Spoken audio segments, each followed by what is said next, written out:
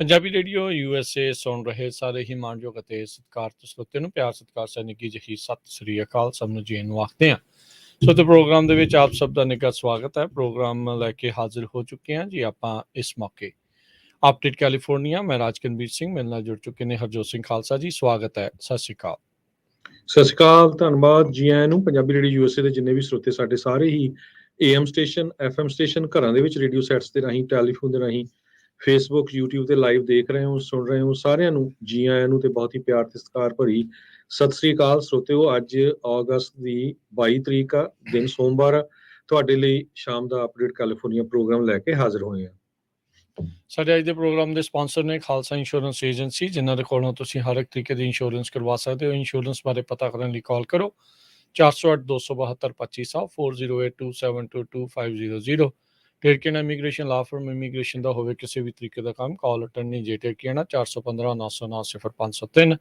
Amarjit Singh Fresno, Gurbachan Singh Nagra Sacramento, Navjit Singh Dhillon Yuba City, Avtar Singh Manzil Clovis, Jugraj Singh Dhaliwal, Kamaljit Singh Stockton, Harjinder Singh Brar Bakersfield, Xander group, ਜਿੱਥੋਂ ਤੁਸੀਂ home loans, ਘਰ ਖਰੀਦਣ ਅਤੇ ਘਰ ਵੇਚਣ ਦੀਆਂ ਸਾਰੀਆਂ ਸਰਵਿਸਿਜ਼ ਲੈ ਸਕਦੇ ਹੋ। ਹੋਰ ਜਾਣਕਾਰੀ ਲਈ ਕਾਲ ਮੋਹਨ ਚੀਮਾ 559-905-2575। ਇਹਨਾਂ ਸਾਰਿਆਂ ਦਾ ਧੰਨਵਾਦ। ਜੇਕਰ ਤੁਸੀਂ ਜਾਂ ਕੋਈ ਹੋਰ ਕਾਰੋਬਾਰ ਇਸ ਪ੍ਰੋਗਰਾਮ ਨੂੰ ਸਪਾਂਸਰ ਕਰਨਾ ਚਾਹੁੰਦੇ ਹੋ, ਸੰਪਰਕ ਕਰ ਸਕਦੇ ਹੋ ਨੰਬਰ 408-722-7698 ਦੇ ਉੱਤੇ। ਅੱਜ ਦੀਆਂ ਖਬਰਾਂ ਵੱਲ ਆਈਏ ਤੇ ਓਕਲਾਹੋਮਾ ਦੇ ਵਿੱਚ ਇੱਕ ਪੁਲਿਸ ਡਿਪਟੀ ਸਰਵ ਕਰਨ ਗਿਆ ਆਰਡਰਸ ਤੇ ਉਸ ਦੇ ਉੱਤੇ ਗੋਲੀਆਂ ਚਲਾ ਦਿੱਤੀਆਂ ਗਈਆਂ। ਸੋ 2 ਜਣੇ ਸੀ ਐਕਚੁਅਲੀ, ਇੱਕ ਜਣੇ ਦੀ ਮੌਤ ਹੋ ਗਈ, ਇੱਕ ਜਣਾ ਬਹੁਤ ਬੁਰੀ ਤਰ੍ਹਾਂ ਫੱਟੜ ਹੋ ਗਿਆ ਹੈਗਾ।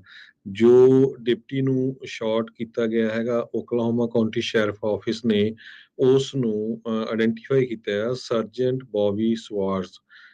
ਕਹਿੰਦੇ ਵੀ ਬਹੁਤ ਹੀ ਵਧੀਆ ਪੁਲਿਸ ਆਫੀਸਰ ਸੀਗਾ। ਸਰਵ ਕਰਨ ਗਿਆ ਸਮਨਸ ਤੇ ਜਿਸ ਟਾਈਮ ਉਹਦੇ ਉੱਤੇ ਗੋਲੀਆਂ ਚਲਾ ਦਿੱਤੀਆਂ ਗਈਆਂ ਤੇ ਉਸ ਦੀ ਮੌਕੇ ਤੇ ਹੀ ਮੌਤ ਹੋ ਗਈ ਹੈਗੀ ਆ। ਇਹ ਸਾਰਾ ਕੁਝ ਟਿੰਕਰ 에ਅਰ ਫੋਰਸ ਬੇਸ ਆ, ਉਹਦੇ ਐਂਟਰੈਂਸ ਦੇ ਉੱਤੇ ਵਾਪਰਿਆ। ਅਗਲੀ ਜਿਹੜੀ ਹਰਜੋਤ ਸਿੰਘ ਜੀ ਖਬਰ ਉਸ ਦੇ ਉੱਤੇ ਨਜ਼ਰ ਮਾਰਦੇ ਜਾਈਏ। ਰੂਸ ਯੂਕਰੇਨ ਦੀ ਯੁੱਧ ਦੇ ਦੌਰਾਨ ਰੂਸ ਦੇ ਰਾਸ਼ਟਰਪਤੀ ਵਲਾਦੀਮੀਰ ਪੁਤਿਨ ਦੇ ਬਹੁਤ ਹੀ ਕਰੀਬੀ ਸਪਿਰਿਚੁਅਲ ਗਾਈਡ ਦੀ ਕੁੜੀ ਦੀ ਬੰਬ ਧਮਾਕੇ ਦੇ ਵਿੱਚ ਮੌਤ ਤੋਂ ਬਾਅਦ 'ਚ ਮਾਹੌਲ ਜਿਹੜਾ ਉੱਥੇ ਹੋਰ ਵੀ ਜ਼ਿਆਦਾ ਗਰਮਾ ਗਿਆ ਆ। ਰਸ਼ੀਅਨ ਸਪਾਈ ਏਜੰਸੀ ਇਹ ਦਾਅਵਾ ਕਰ ਰਹੀ ਆ ਵੀ ਯੂਕਰੇਨ ਦੇ ਦੁਆਰਾ ਦਰਿਆ ਡੁਗੀਨਾ ਜਿਹੜੀ ਆ ਉਸ ਦੀ ਇਹ ਹੱਤਿਆ ਕੀਤੀ ਗਈ ਹੈ। ਮੁੱਖ ਤੌਰ ਦੇ ਉੱਤੇ ਨਿਸ਼ਾਨੇ ਦੇ ਉੱਤੇ ਰੂਸ ਦਾ ਜਿਹੜੇ ਰਾਸ਼ਟਰਪਤੀ ਦਾ ਬਹੁਤ ਹੀ ਨਜ਼ਦੀਕੀ ਜਿਹੜਾ ਮਿੱਤਰ ਆ ਉਹ ਨਿਸ਼ਾਨੇ ਤੇ ਸੀਗਾ, ਪਰ ਸਮਹਾਉ ਜਿਹੜੀ ਇਸ ਦੇ ਵਿੱਚ ਮੌਤ ਆ ਉਸ ਦੀ ਕੁੜੀ ਦੀ ਹੋ ਗਈ ਆ। ਹੁਣ ਜਿਹੜਾ ਹਰਜੋਤ ਸਿੰਘ ਜੀ ਇਸ ਦੇ ਨਾਲ ਇਹ ਵੀ ਇਹ ਚੀਜ਼ ਸ਼ੋਅ ਕਰਦੀ ਆ ਵੀ ਕੀ ਯੂਕਰੇਨ ਇੱਦਾਂ ਦਾ ਕੰਮ ਕਰਨ ਦੇ ਵਿੱਚ, ਜਿਹੜੇ ਰਾਸ਼ਟਰਪਤੀ ਦੇ ਇੱਡਾ ਕਰੀਬੀ ਮਿੱਤਰ ਆ ਉਸ ਦੇ ਉੱਤੇ ਇੱਦਾਂ ਬੰਬ ਧਮਾਕੇ ਨਾਲ ਉਡਾਉਣ ਦੇ ਵਿੱਚ, ਜੇ ਉਹਨਾਂ ਨੂੰ ਪੋਲੀਟੀਕਲ ਅਸੈਸੀਨੇਸ਼ਨ ਕਰਨ ਦੇ ਵਿੱਚ ਕਾਮਯਾਬ ਆ ਤਾਂ ਰੂਸ ਦੇ ਫਿਰ ਹਾਲਾਤ ਜਿਹੜੇ ਆ ਇਨਸਾਈਡ ਉਹ ਕਿੱਦਾਂ ਹੋਣਗੇ, ਕਿੰਨਾ ਕੁ ਕੰਟਰੋਲ ਜਿਹੜਾ ਆ ਉਸ ਟਾਈਮ ਦੇ ਉੱਤੇ ਹੋਊਗਾ।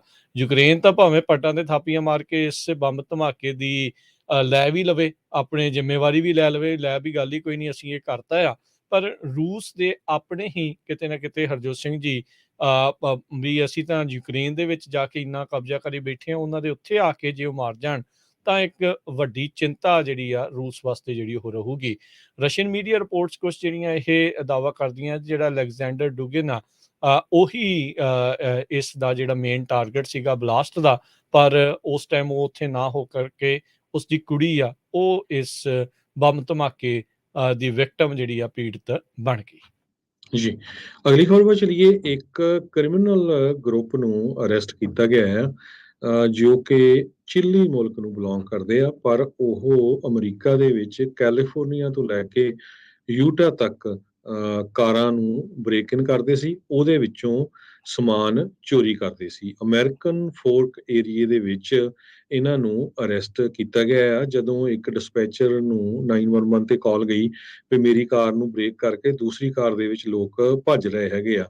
ਤੇ ਜਦੋਂ ਉਸ ਕਾਰ ਨੂੰ ਪੁਲਿਸ ਵਾਲਿਆਂ ਨੇ ਫੜ ਲਿਆ ਤੇ ਉਹਦੇ ਚੋਂ ਦੇਖਿਆ ਵੀ ਬਹੁਤ ਸਾਰਾ ਸਮਾਨ ਜੋ ਉਸ ਕਾਰ ਦੇ ਵਿੱਚ ਆਕੂਪੈਂਟ ਸੀਗੇ ਉਹਨਾਂ ਦੇ ਨਾਲ ਮੈਚ ਨਹੀਂ ਕਰਦਾ ਸੀਗਾ। ਉਹਦੇ ਵਿੱਚ plane tickets, financial transaction cards ਤਾਂ ਹੋਰ ਬਹੁਤ ਸਾਰੇ ਡਾਕੂਮੈਂਟ ਸੀਗੇ।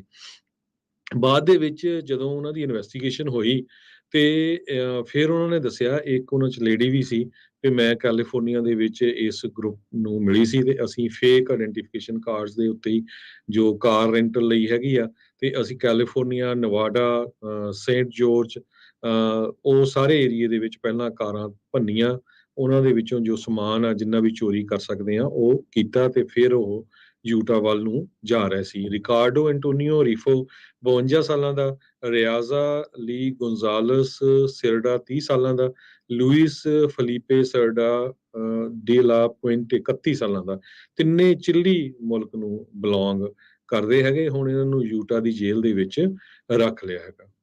ਜੀ।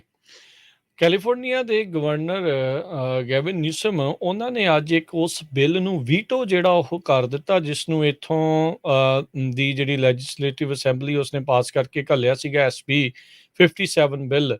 ਇਸ ਬਿੱਲ ਦੇ ਤਹਿਤ ਓਕਲੈਂਡ, ਸੈਨ ਫਰਾਂਸਿਸਕੋ ਤੇ ਹੋਰ ਜਿਹੜੀਆਂ ਸਿਟੀ ਤੇ ਕਾਉਂਟੀ ਆਫ ਲਾਸ ਐਂਜਲਸ, ਇਹਨਾਂ ਨੂੰ ਅਪਰੂਵਲ ਮਿਲਣਾ ਸੀਗਾ ਵੀ ਉਹ ਸੁਪਰਵਾਈਜ਼ ਕੰਜ਼ੰਪਸ਼ਨ ਸਾਈਟਸ, ਯਾਨੀ ਕਿ ਓਵਰਡੋਜ਼ ਦੀਆਂ ਪ੍ਰੀਵੈਂਸ਼ਨ ਕਰਨ ਦੇ ਲਈ ਜਿਨ੍ਹਾਂ ਨੇ ਵੀ ਟੀਕੇ ਲਾਉਣੇ ਆ ਨਸ਼ੇ ਦੇ, ਜਿਹੜੀਆਂ ਉਹ ਸੁਪਰਵਾਈਜ਼ ਸਾਈਟਸ ਜਿਹੜੀਆਂ ਉਹ ਤਿਆਰ ਕਰਨਗੇ। ਪਰ ਗਵਰਨਰ ਨੇ ਇਹ ਕਹਿ ਕੇ ਇਸ ਬਿੱਲ ਨੂੰ ਜਿਹੜਾ ਉਹ ਨਾ ਕਰ ਦਿੱਤਾ, ਕਹਿੰਦੇ ਵੀ ਇਸ ਦੇ ਨਾਲ ਪ੍ਰੋਬਲਮ ਲੱਗਦਾ ਨਹੀਂ ਆ ਵੀ ਪੂਰੀ ਤਰ੍ਹਾਂ ਹੱਲ ਹੋਊਗੀ, ਬਲਕਿ ਇਸ ਦੇ ਕੁਝ ਹੋਰ ਬੇਲੋੜੇ ਸਿੱਟੇ ਵੀ ਜਿਹੜੇ ਉਹ ਨਿਕਲ ਸਕਦੇ ਆ। ਉਹਨਾਂ ਨੇ ਕਿਹਾ ਵੀ ਜੇ ਤਾਂ ਤੁਸੀਂ ਇੱਦਾਂ ਦੀ ਕੋਈ ਚੀਜ਼ ਚਾਹੁੰਦੇ ਆ ਤਾਂ ਇਸ ਆਪਰੇਸ਼ਨਸ ਨੂੰ ਕਰਨ ਦੇ ਲਈ ਲੋਕਲ ਲੀਡਰਸ਼ਿਪ, ਡਾਕੂਮੈਂਟਡ ਤੇ ਵੈਟਡ ਆਪਰੇਸ਼ਨਲ ਤੇ ਸਸਟੇਨੇਬਿਲਟੀ ਪਲਾਨ ਜਿਹੜੇ ਉਹ ਚਾਹੀਦੇ ਆ।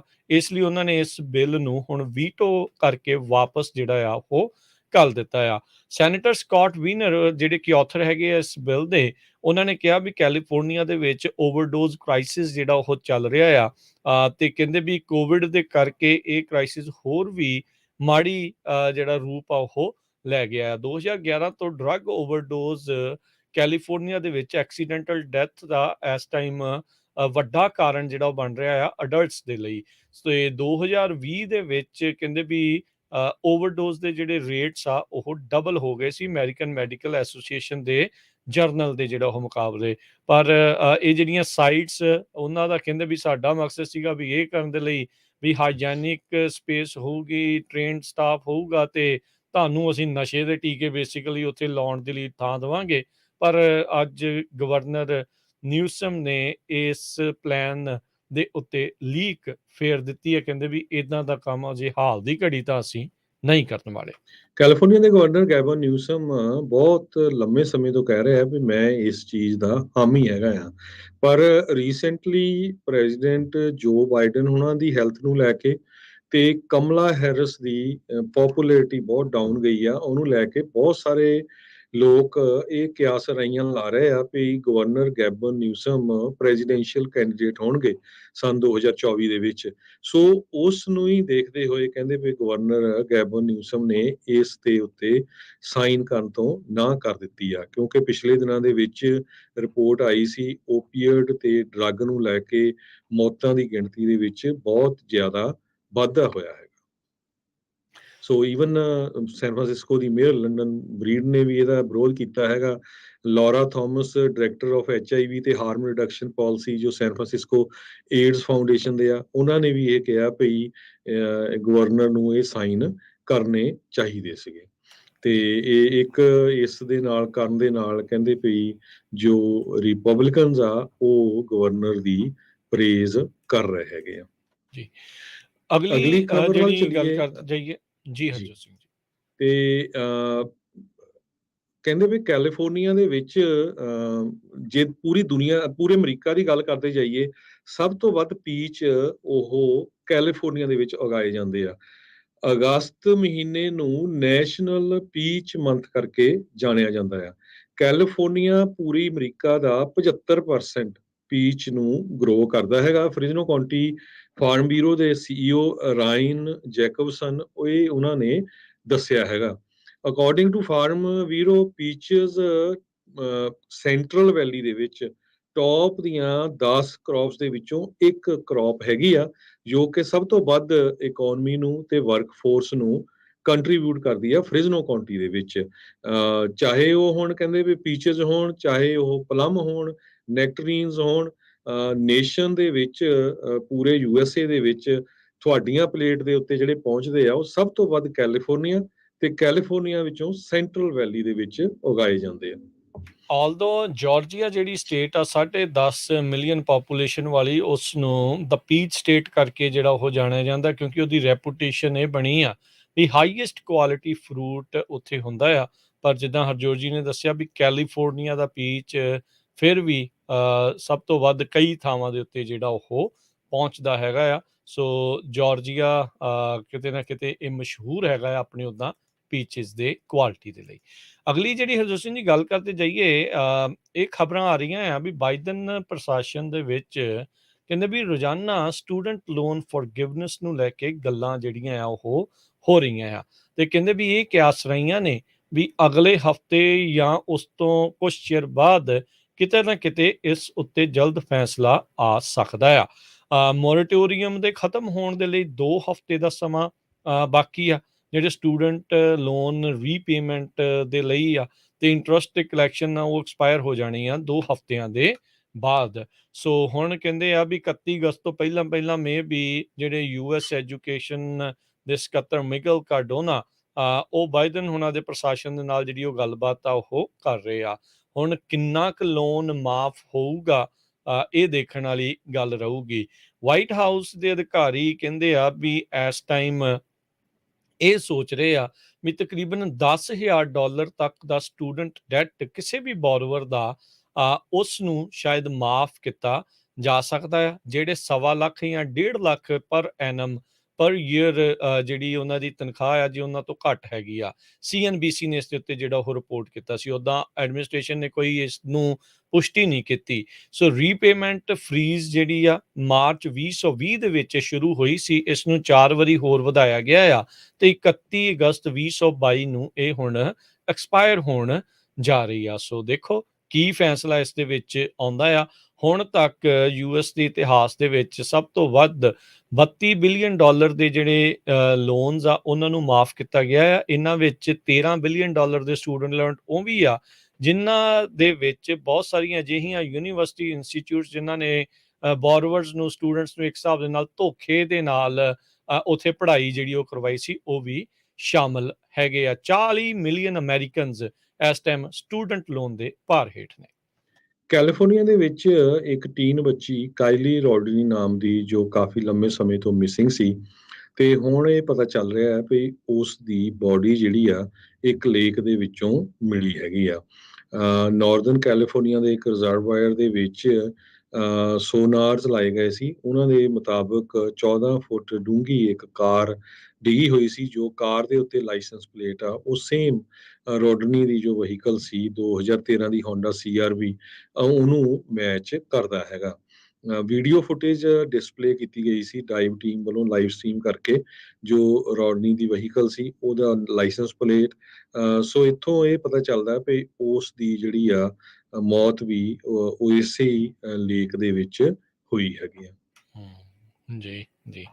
ਅਗਲੀ ਜਿਹੜੀ ਹਰਜੋਤ ਸਿੰਘ ਜੀ ਖਬਰ ਕਰਦੇ ਜਾਈਏ, ਮੈਸੇਚਿਉਸਟ ਦੇ ਇੱਕ ਚਾਰਟਰ ਸਕੂਲ ਉਸ ਦੇ ਵਿੱਚ ਮਸਲਾ ਜਿਹੜਾ ਉਹ ਇਸ ਕਰਕੇ ਭਖ ਗਿਆ ਵੀ ਇਸ ਚਾਰਟਰ ਸਕੂਲ ਦੇ ਵਿੱਚ 8ਵੀਂ ਜਮਾਤ ਦੀ ਇੱਕ ਵਿਦਿਆਰਥਣ ਆ, ਉਸ ਨੂੰ ਯੂਨੀਫਾਰਮ ਇਨਫਰੈਕਸ਼ਨ ਦੇ ਲਈ ਰਾਈਟ ਅਪ ਕਰ ਦਿੱਤਾ ਗਿਆ ਕਿਉਂਕਿ ਇਸ ਮੁਸਲਿਮ ਕੁੜੀ ਨੇ ਹਿਜਾਬ ਜਿਹੜਾ ਕਹਿੰਦੇ ਆ ਉਹ ਪਾਇਆ ਸੀ। ਹੁਣ ਉੱਥੋਂ ਦੀ ਜਿਹੜੀ council of American Islamic relations ਆ ਉਹ ਕਹਿੰਦੇ ਆ ਵੀ ਸਾਡੇ ਜਿਹੜੇ ਲਾਇਰਸ ਆ ਇਸ ਸਟੂਡੈਂਟ ਦੇ ਪਰਿਵਾਰ ਨੂੰ ਰਿਪਰੈਜ਼ੈਂਟ ਕਰਨਗੇ ਅਦਾਲਤ ਦੇ ਵਿੱਚ, ਤੇ ਇਸ ਮਾਮਲੇ ਦੀ ਜਿਹੜੀ ਹੁਣ ਜਾਂਚ ਚੱਲ ਰਹੀ ਆ। ਮਿਸਟਿਕ ਵੈਲੀ ਰੀਜਨਲ ਚਾਰਟਰ ਸਕੂਲ ਦੇ ਇਸ ਵਿਦਿਆਰਥਣ ਨੇ ਸੋਸ਼ਲ ਮੀਡੀਆ ਦੇ ਉੱਤੇ ਪਿਕਚਰ ਜਿਹੜੀ ਉਹ ਪਾਈ ਵੀ ਸਕੂਲ ਯੂਨੀਫਾਰਮ ਕੰਪਲਾਇੰਸ ਫਾਰਮ ਜਿਹੜਾ ਆ ਉਸਨੂੰ ਦਿੱਤਾ ਹੈ, ਕਿਉਂਕਿ ਉਹ ਹਿਜਾਬ ਪਾ ਕੇ ਇਹ ਗਈ ਸੀ। ਇਨਫਰੈਕਸ਼ਨ ਦੇ ਵਿੱਚ ਕਹਿੰਦੇ ਉਹਨਾਂ ਨੇ ਕਿਹਾ ਵੀ ਜਿਹੜੇ ਸਕੂਲ ਦੇ ਜਿਨ੍ਹਾਂ ਨੇ ਇਹ ਕੰਪਲਾਇੰਸ ਫਾਰਮ ਵੀ ਭਰਿਆ ਤੇ ਉਹਨਾਂ ਨੇ ਹਿਜਾਬ ਨੂੰ ਵੀ ਜਿਹਾਬ ਜਿਹੜਾ ਆ ਉਹ ਲਿਖਿਆ ਸੀਗਾ। ਸੋ ਕਹਿੰਦੇ ਵੀ ਇਹ ਕਿਤੇ ਨਾ ਕਿਤੇ ਅੱਜ ਦੇ ਜ਼ਮਾਨੇ ਦੇ ਵਿੱਚ ਵੀ ਇਹ ਸਾਰੀ ਚੀਜ਼ ਚੱਲ ਰਹੀ ਹੈ। ਸੇਮ ਥਿੰਗ ਯਾਰ ਜੋ ਸਿੰਘ ਜੀ, ਜਦੋਂ ਕਿਤੇ ਕੜਾ ਪਾਉਣ ਤੋਂ ਨਾ ਕਰਨੀ, ਪੱਗ ਜੀ ਬੰਨ੍ਹ ਕੇ ਨਹੀਂ ਜਾਣਾ ਜਾਂ ਤੁਸੀਂ ਨਹੀਂ ਕਰ ਸਕਦੇ, ਕਿਉਂਕਿ ਹੁਣ ਅੱਜ ਦੇ ਜ਼ਮਾਨੇ ਦੇ ਵਿੱਚ ਇਹ ਕੋਈ ਕਵੇ ਵੀ ਕਿਸੇ ਨੂੰ ਹਿਜਾਬ ਬਾਰੇ ਨਹੀਂ ਪਤਾ ਹੋਊਗਾ ਜਾਂ ਸਿੱਖਾਂ ਦੇ ਕੜੇ ਬਾਰੇ ਜਾਂ ਉੱਦਾਂ ਦੀ ਚੀਜ਼ਾਂ ਬਾਰੇ ਨਾ ਪਤਾ ਹੋਵੇ, ਤਾਂ ਇਹ ਕਿਤੇ ਨਾ ਕਿਤੇ ਕਈਆਂ ਨੂੰ ਗੱਲ ਜਿਹੜੀ ਉਹ ਪਚਦੀ ਨਹੀਂ ਆ। ਸੋ ਹੁਣ ਸਕੂਲ ਦੇ ਸੁਪਰੀਡੈਂਡੈਂਟ ਐਲੈਕਸ ਡੈਨ ਆ, ਉਹਨਾਂ ਨੇ ਕਿਹਾ ਵੀ ਇਸ ਦੇ ਕੋਈ ਕੰਸੀਕੁਐਂਸਿਸ ਤਾਂ ਨਹੀਂ ਆ, ਸਿਰਫ ਉਸ ਨੂੰ ਘਰੇ ਜਿਹੜਾ ਫਾਰਮ ਦੇ ਨਾਲ ਕਰ ਦਿੱਤਾ ਗਿਆ ਸੀਗਾ, ਤਾਂ ਜੋ ਕਹਿੰਦੇ ਵੀ ਕਨਵਰਸੇਸ਼ਨ ਆ ਉਹ ਸ਼ੁਰੂ ਹੋ ਸਕੇ ਰਿਲੀਜੀਅਸ ਅਕਮੋਡੇਸ਼ਨ ਦੇ ਲਈ। ਜੀ ਅਮਰੀਕਾ ਦੇ ਵਿੱਚ ਕਾਫੀ ਮਹੀਨਿਆਂ ਤੋਂ ਜੋ 에ਅਰਲਾਈਨ ਦੀਆਂ ਫਲਾਈਟਸ ਆ ਉਹ ਡਿਲੇ ਹੋ ਰਹੀਆਂ ਹੈਗੀਆਂ। ਕਈ ਵਾਰ ਲੋਕਾਂ ਨੂੰ ਪੂਰੀ ਰਾਤ 에ਅਰਪੋਰਟ ਦੇ ਉੱਤੇ ਰਹਿਣਾ ਪੈਂਦਾ ਆ। ਟਰਾਂਸਪੋਰਟੇਸ਼ਨ ਸੈਕਟਰੀ ਪੀਟ ਵਟੀਜੀਅਸ ਨੇ ਅੱਜ 9 ਮੇਜਰ ਯੂਐਸ ਦੀਆਂ 에ਅਰਲਾਈਨਸ ਨੂੰ ਇੱਕ ਲੈਟਰ ਲਿਖਿਆ ਆ ਵੀ ਜੋ ਤੁਹਾਡਾ ਬਿਹੇਵੀਅਰ ਆ, ਜੋ ਜਿਸ ਤਰ੍ਹਾਂ ਤੁਸੀਂ ਕੰਮ ਕਰ ਰਹੇ ਆ, ਇਹ ਅਨਐਕਸੈਪਟੇਬਲ ਹੈਗਾ। ਟਰਾਂਸਪੋਰਟੇਸ਼ਨ ਚੀਫ ਨੇ ਇਹ ਕਿਹਾ ਆ ਵੀ ਤੁਹਾਨੂੰ ਜਾਂ ਤਾਂ ਮੀਲ ਵੀ ਦੇਣਾ ਪਊਗਾ, 3 ਘੰਟੇ ਤੋਂ ਵੱਧ ਫਲਾਈਟ ਡਿਲੇ ਹੁੰਦੀ ਆ, ਤੇ ਜੇ ਓਵਰਨਾਈਟ ਡਿਲੇ ਹੁੰਦੀ ਆ ਤੇ ਤੁਹਾਨੂੰ ਹੋਟਲ ਦੇ ਵਾਚਰ ਵੀ ਪੈਸੇਂਜਰਸ ਨੂੰ ਦੇਣੇ ਪਊਗੇ। ਇਹ 9 ਮੇਜਰ ਯੂਐਸ ਦੀਆਂ ਜੋ 에ਅਰਲਾਈਨਸ ਆ ਉਹਨਾਂ ਨੂੰ ਇਹ ਲੈਟਰ ਲਿਖਿਆ। ਕਹਿੰਦੇ ਯੂਐਸਏ ਦੇ ਵਿੱਚ 에ਅਰ ਕੈਰੀਅਰਸ ਨੇ 3.2% ਫਲਾਈਟ ਕੈਂਸਲ ਹੋਈਆਂ ਤੇ 24% ਦੇ ਕਰੀਬ ਫਲਾਈਟਸ ਪਿਛਲੇ 6 ਮਹੀਨਿਆਂ 'ਚ ਡਿਲੇ ਹੋਈਆਂ। ਕਹਿੰਦੇ ਵੀ ਡਿਲੇ ਹੋਣ ਦਾ ਮਤਲਬ ਇਹ ਨਹੀਂ ਹੈ ਵੀ ਡਿਲੇ ਹੋ ਗਿਆ, ਇਹ ਬਹੁਤ ਕੁਝ ਲੋਕਾਂ ਨੂੰ ਮੈਟਰ ਕਰਦਾ। ਕਈਆਂ ਨੇ ਬਰਥਡੇ ਅਟੈਂਡ ਕਰਨਾ ਹੁੰਦਾ, ਕਈਆਂ ਨੇ ਪਾਰਟੀਜ਼ ਅਟੈਂਡ ਕਰਨੀਆਂ ਹੁੰਦੀਆਂ, ਕਿਸੇ ਦੇ ਵਿਆਹ ਤੇ ਜਾਣਾ, ਕਿਸੇ ਦੇ ਫਿਊਨਰਲ ਦੇ ਉੱਤੇ ਜਾਣਾ, ਕਿਸੇ ਨੇ ਕਿਸੇ ਦੀ ਗ੍ਰੈਜੂਏਸ਼ਨ ਦੇ ਉੱਤੇ ਜਾਣਾ। ਸੋ ਇਹ ਬਹੁਤ ਸੀਰੀਅਸ ਮੈਟਰ ਆ, ਇਸ ਕਰਕੇ ਕਹਿੰਦੇ ਵੀ ਮੈਂ ਇਹ ਲੈਟਰ ਲਿਖਿਆ ਆ। ਸੋ ਜੋ ਇੰਡਸਟਰੀ ਹੈਗੀ ਹੈ 에ਅਰਲਾਈਨ ਦੀ, ਹੋਪਫੁਲੀ ਇਹਦੇ ਉੱਤੇ ਵਰਕਆਊਟ ਕਰੂਗੀ। ਪਰ ਪਿਛਲੇ 2 ਸਾਲਾਂ ਤੋਂ ਹੀ ਈਵਨ ਦੋ 에ਅਰਲਾਈਨ ਇੰਡਸਟਰੀ ਨੇ billions of dollar PPP loan ਵਿੱਚ ਲਏ ਆ, ਪਰ ਹਮੇਸ਼ਾ ਹੀ 2 ਬਹਾਨੇ ਲਾਉਂਦੇ ਆ ਵੀ ਇੱਕ ਤਾਂ ਲੇਬਰ ਮਾਰਕੀਟ ਟਾਈਟ ਬਹੁਤ ਆ ਤੇ ਦੂਜਾ ਜਿਹੜਾ ਆ ਉਹ ਵੈਦਰ ਕੰਡੀਸ਼ਨ ਬੈਡ ਆ, ਜਿਹਦੇ ਕਰਕੇ ਸਾਨੂੰ ਫਲਾਈਟਸ ਡਿਲੇ ਕਰਨੀਆਂ ਪੈਂਦੀਆਂ। ਜੀ ਬਿਲਕੁਲ, ਬਿਲਕੁਲ ਨਹੀਂ ਹਰਜੋਤ ਸਿੰਘ ਜੀ, ਬਹੁਤ ਜ਼ਿਆਦਾ ਲੋਕਾਂ ਨੂੰ ਖੱਜਲ ਖੁਆਰੀ ਹੁੰਦੀ ਆ।